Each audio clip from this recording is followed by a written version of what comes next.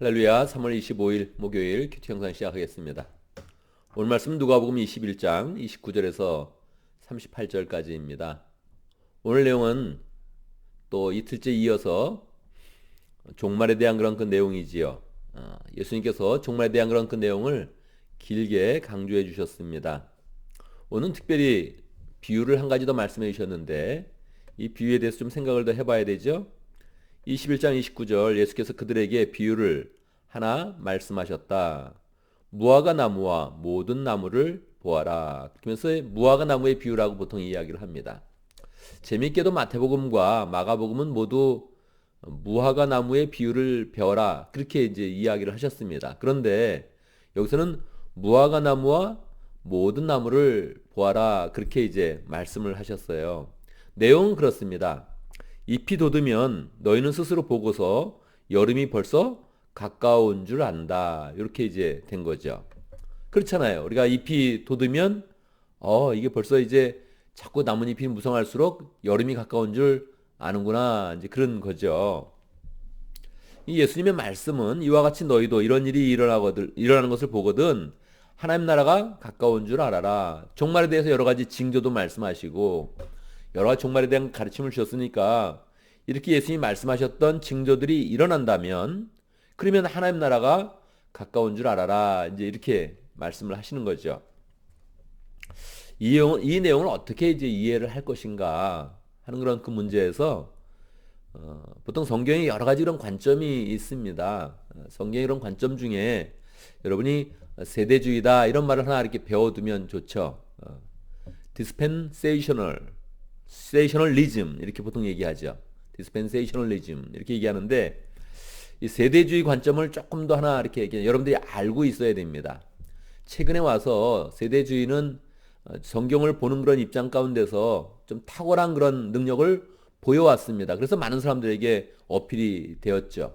세대주의 특징은 이제 두 가지예요. 하나는 성경을 좀 문자적으로 보겠다 하는 것이 하나고 또 하나의 그런 특징이 있었는데 이스라엘의 문제를 조금 더 이스라엘을 별개로 이스라엘의 그런 민족적인 그런 문제로 별개로 계속 성경의 그런 성취를 연구하겠다 이런 경향을 가지고 있습니다.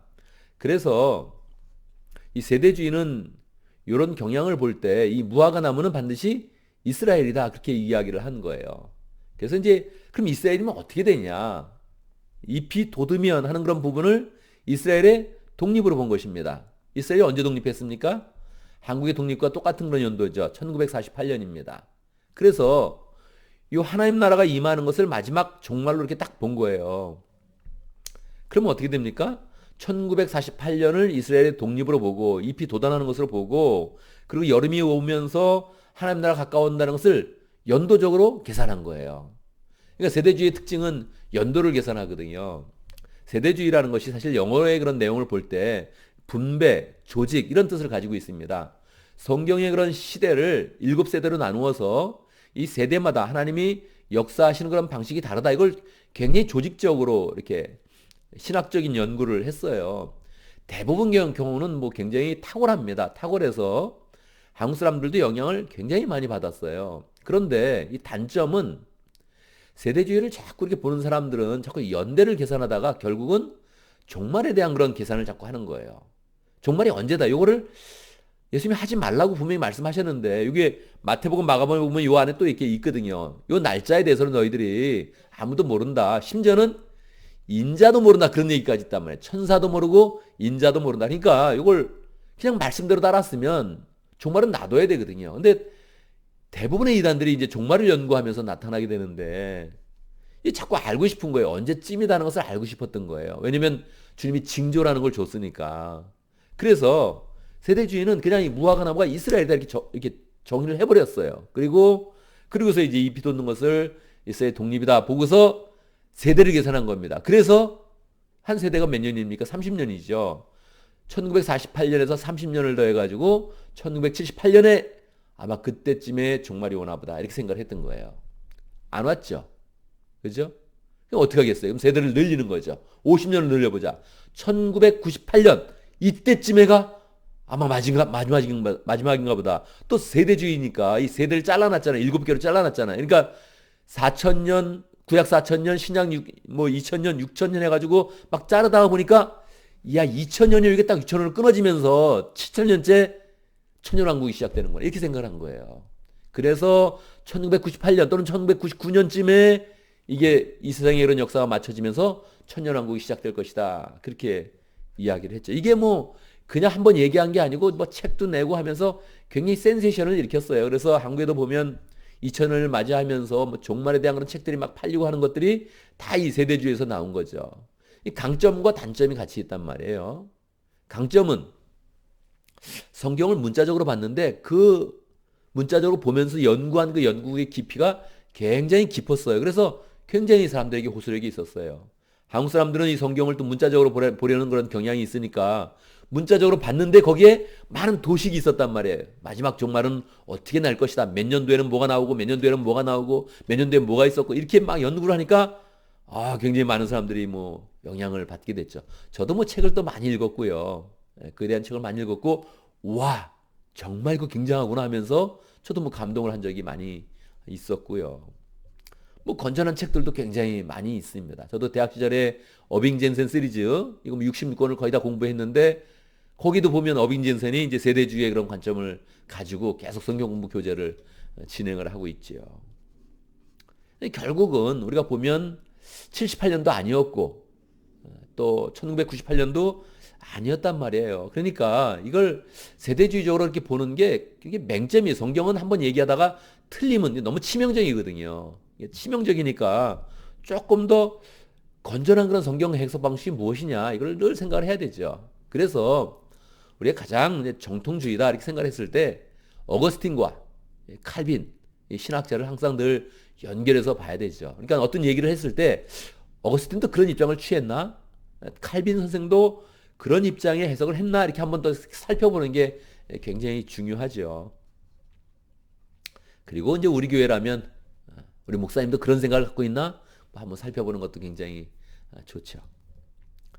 무화과 나무에 대한 것은 저는 그냥 누가복음이 가끔은 너무 매력적인 거예요. 사실은 뭐 제가 제일 좋아하는 거는 요한복음이라고 할 수 있는데 누가복음 읽을 때마다 너무 매력적인 거예요. 약간씩 사람의 그런 관심을 조금씩 바꾸어서 정말 주님이 원했던 것이 무엇인지를 우리한테 좀 잘 보여주는 것 같아요.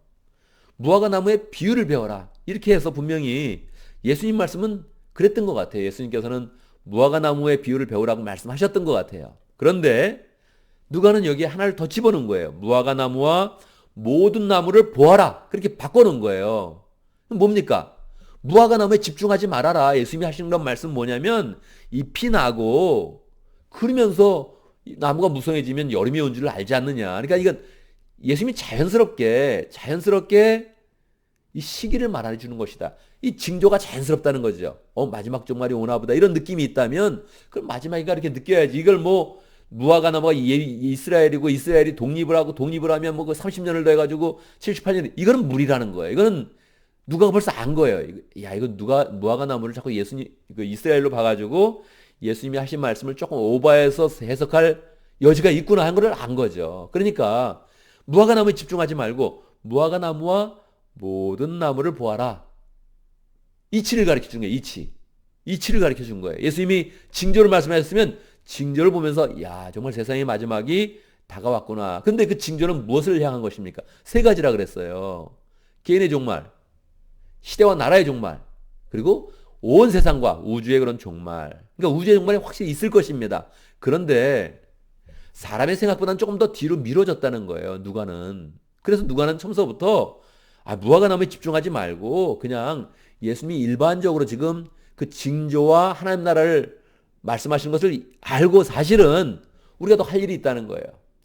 누가는 벌써 누가복음을 쓸 때부터 뭐를 쓰고 싶었습니까? 사도행전을 쓰고 싶었죠. 사도행전을 써서 오직 성령이 너에게 임하시면 너희가 권능을 받고 예루살렘과 온 유대와 사마리아와 땅까지 이런 내 증인이 되리라. 이렇게 이런 구도를 가지고 있었다면 마음속에 세상이 끝이 온다고 막 지금 갑자기 이렇게 막 종말적 행동을 하지 말고 종말이라는 것을 생각할 때마다 복음을 들고 성령 충만해서 복음을 더 전해라. 이런 생각을 가졌다는 거예요. 그러니까 우리가 누가복음의 가르침을 그대로 따르면 그냥 영혼 구원하고 제자 삼겠다. 이게 종말입니다. 영혼 구원해서 제자를 삼아야 된다. 더 교회를 잘 세워가야 된다. 그게 예수님을 기다리는 마땅한 신자의 자세다 하는 것이죠. 이걸 딱 가지고 있었던 거예요. 세대주의자들이 이렇게 자꾸 생각하고 싶었던 게 뭐냐면 21장 32절 내가 진정으로 너에게 말한다. 이 세대가 끝나기 전에 이 모든 일이 다 일어날 것이다. 이 말씀 때문에 그런 거예요. 문자적으로 봤기 때문에 야 예수님이 분명히 말씀하셨다. 이 세대라 그랬다. 이 세대, 이 시대라 그랬다. 그러면 어떻게 된 거예요? 정말 예수님은 왜 이 말씀을 하신 거예요? 예수님은 항상 우리가 종말적 자세를 갖기를 원하십니다. 항상 우리가 이 세상을 영원한 것으로 보지 않고 이 세상이 끝난다는 것을 염두에 두면서 경건한 마음으로 살기를 원한단 말이에요. 제자들에게 말씀하실 때는 무슨 말씀을 하신 거예요? 제자들에게 말씀하실 때는 예루살렘의 멸망이죠. 당대의 사람들에게 예루살렘의 멸망은 세상의 끝이에요. 당대의 사람들에게는. 예루살렘의 멸망이 마치 세상의 종말처럼 다가올 거예요. 그래서 예루살렘의 멸망이 세상의 종말을 예표하고 있기 때문에 예수님은 분명히 말씀하신 너희들 지금 이 시대에 다 그걸 경험한다. 뭘 경험한다고요? 예루살렘의 멸망을. 세상의 멸망을 너희가 경험할 것이다. 그래서 예수님이 산으로 도망가라 하는 그런 말씀을 그대로 지키라는 거예요. 그대로. 정말 산으로 도망가야 된다. 도망가서 새롭게 이스라엘을 염두에 두지 말고 세상으로 퍼져서 교회를 만들어서 하나님의 복음을 전하는 사람이 되어라. 이렇게 말씀하셨던 거예요. 그러니까 예수님의 말씀은 흔들리지 않죠. 예수님은 정확히 그 당대에도 말씀하시고 오늘날 우리에게도 말씀하시고 세상의 종말에 대해서 정확히 말씀하시죠. 그러니까 예수님은 자신 있게 말씀하십니다. 33절 하늘과 땅은 없어질지라도 내 말은 절대로 없어지지 않을 것이다. 예수님의 말씀은 정확했죠. 삼중으로 왔던 거예요. 개인과 그 시대와 세상의 온 세상에 대해서 정확히 예수님은 말씀하셨던 거예요. 예수님 말씀은 안 없어져요. 예수님의 말씀을 우리가 항상 늘 진리로 알고 가능한 문자적으로 잘 보면서 그대로 받아들이면서 믿음으로 그 말씀을 받아들이는 게 중요하죠. 그런데 그렇다고 세대주의로 가면 안 된다는 거예요. 그렇다고 오버하면 안 된다는 거예요. 예수님이 그런 뜻을 안 했는데 혼자 막 계산해가지고 1948년이니 78년이니 99년이니 막 이래서는 안 된다는 거예요. 이건 아니라는 거예요.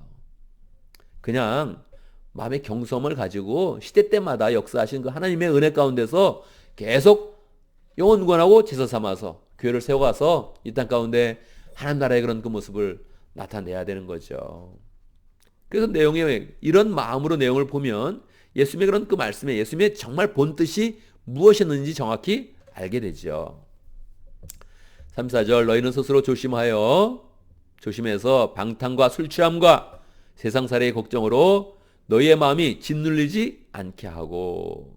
그래서 종말이라 그러면 자꾸 방탕하기 쉬워요. 왜? 세상 어차피 끝인데 그냥 막 살아버리자 이렇게 하기 쉽단 말이에요. 또 술 취함이 있고 거기에 또 세상살이의 걱정이 같이 있다는 거예요. 그래서 우리의 마음을 뺏어가니까 우리가 잘 경성해서 있어야 된다는 거죠. 어떻게 해요? 36절 그러니 너희는 앞으로 일어날 모든 일을 능히 피하고 또 인자 앞에 설 수 있도록 기도하면서 늘 깨어 있어라. 예수님이 종말을 말씀하실 때는 이게 결론입니다. 물론 누가복음의 강력한 그런 결론이죠. 기도하면서 깨어 있으라는 거예요. 자꾸 세상살이에 너무 빠지지 말고 절대 방탕함으로 가지 말고 그리고 술 취함으로 가지 말고 계속 기도하면서 깨어 있어서 정말 이 시대 가운데 우리가 할 일이 무엇인가 이런 마음을 가지고 그 삶에 충실하게 하나님의 말씀을 잘 따르면서 말씀의 열매를 맺으면서 살라고 우리에게 말씀하시는 것입니다. 그래서 우리가 세상의 종말을 생각할 때 그래 맞아 우리의 종말은 항상 있지 이 시대도 끝장나는 거야. 맞습니다. 그러나 하나님이 주시는 은혜의 시간이 있기 때문에 아담 때부터 그랬어요. 아담 때부터 하나님이 너는 선악과를 먹으면 정령 죽으리라 하셨는데 죽지 않았단 말이에요. 영적으로는 죽었는데 그가 육체적으로 죽지 않고 하나님이 은혜의 시간을 주었다는 거예요. 왜요? 하나님을 다시 따르면서 회복되고 하나님의 그런 나라를 세울 수 있는 길을 하나님 스스로 열어주신 거죠. 그러니까 우리에겐 늘 은혜의 시간이 있는 거예요. 마지막 때는 항상 은혜의 시간입니다. 하나님이 은혜로 연장해 주는 시간이에요. 그 은혜의 때에 기도하고 깨어 있으면서 주님의 말씀을 더 잘 실천하겠습니다. 내가 영원권하여 제사 33을 살겠습니다. 이렇게 우리의 그 마음을 잘 모아 가야겠습니다. 오늘도 말씀 가운데 우리 기도 제목을 붙잡습니다. 주님은 명확하게 말씀하셨습니다. 세상에 종말은 있다. 징조도 있다. 그 모든 것을 경험할 때마다 깨어있으면서 기도하여라. 그렇게 말씀하셨습니다. 우리가 주님의 말씀대로 늘 깨어있는 사람이 될 수 있도록 기도하며 깨어있는 그런 성도가 될 수 있도록 기도합니다. 오늘도 목장을 위해서 기도하는데 러시아 목장을 위해서 기도하겠습니다. 주나라드 목자님, 폴목부님 위해서 기도하고 목원들과 장태호 선교사님 위해서 기도하겠습니다. 오늘 교회를 위해서 기도하는데 오늘은 연합목자 수련을 위해서 기도하겠습니다. 3월 28일 주일날 3시에서 6시입니다. 우리 목자들이 참석을 하는데 많은 사람이 등록을 해서 한 1200명 정도 했다고 그럽니다. 아마 뭐 개인의 그런 교제와 그런 것이 풍성하지는 않을 텐데 그래도 1200명이 함께 한 마음으로 모여서 또 말씀을 나누고 가정교회 정신을 함께 공유합니다. 은혜로운 시간 될 수 있도록 또 우리가 그 시간에 참석하면서 그동안 또 목자로서 열심히 사역했지만 나의 부족함도 깨닫고 새롭게 은혜도 또 충전받고 새롭게 하나님의 뜻을 잘 발견하는 복된 시간 될 수 있도록 기도하겠습니다. 제가 먼저 기도하고 함께 기도하는 시간 같습니다. 기도합니다. 하나님, 이 시대 가운데 우리에게 진리를 주셔서 시대가 아무리 요동하여도 세상이 끝장나는 것 같아도 주님의 말씀을 붙잡고 영원한 한나라를 바라볼 수 있도록 인도하신 것 감사합니다. 우리가 늘 기도하고 깨어있으며 방탕으로 빠지지 아니하고 주의 말씀을 잘 실천하여서 영혼 구원하고 제자 삼는 그런 삶으로 잘 나갈 수 있도록 인도하여 주옵소서. 세상이 요도하는 것 같을 때 더 교회를 잘 세워서 많은 사람에게 하나님의 말씀을 나누게 하고 또 사랑을 느끼게 하고 하나님의 은혜를 채워가는 복된 삶을 잘 살아갈 수 있도록 역사하여 주시옵소서. 하나님, 우리의 그런 삶 가운데도 하나님 나라를 세울 수 있도록 목장을 허락하신 것 감사합니다. 러시아 목장의 준 목자님 축복하여 주시고 주를 사랑하는 그 마음으로 열심히 사용할 때마다 하나님 삶의 그런 열매를 허락하여 주시고 목원들을 만날 때마다 주의 사랑이 잘 나눠질 수 있도록 역사하여 주옵소서. 목원들도 잘 세워질 수 있도록 역사하여 주시고 가정도 축복하여 주시고 마음의 소원들을 주의 은혜 가운데 다 이룰 수 있도록 역사하여 주옵소서. 장태호 선교사님 러시아에서 러시아 사람들과 또 고려인들을 위해서 사역할 때마다 은혜를 주시고 많은 열매를 거둘 수 있도록 축복하여 주시옵소서. 하나님 아버지, 3월 28일 날 연합목자 수련회가 있습니다. 축복하여 주시옵소서. 우리가 또 목자의 사역을 할 때마다 우리의 마음에 기진한 것 하나님의 은혜로 잘 채워지게 하시고 우리가 바로 잘 깨닫게 하시고 주의 말씀의 의미들을 풍성하게 알고 함께 나누는 그런 가운데 목장의 그런 사역을 잘 감당할 수 있도록 역사해 주옵소서. 여러 사람들이 함께 모이는데 그 모임이 뜨거운 모임이 될 수 있도록 인도하시고 다 예수님 때문에 함께 목장을 하면서 함께 모이는 시간인데 그 마음들이 하나로 모아지고 은혜가 나누어지고 사랑이 풍성히 나눠지는 복된 삶이 될 수 있도록 인도하여 주옵소서. 주의 은혜 가운데 또 새 하루를 맞이했습니다. 하나님, 귀하게 사용될 수 있도록 역사하시고 우리가 참으로 우둔하고 지혜롭지 못합니다. 불쌍히 여기셔서 하나님의 지혜를 부어주시고 하나님의 지혜와 은혜가 늘 우리의 그런 삶 가운데 생활 가운데 풍성하게 열매 맺을 수 있도록 역사하여 주옵소서. 사고로부터 막아주시고 재앙도 막아주시고 병마로부터 막아주시고 늘 기쁜 마음으로 주의 사역을 잘 감당할 수 있도록 축복하여 주옵소서. 예수님의 이름으로 기도드리옵나이다. 아멘.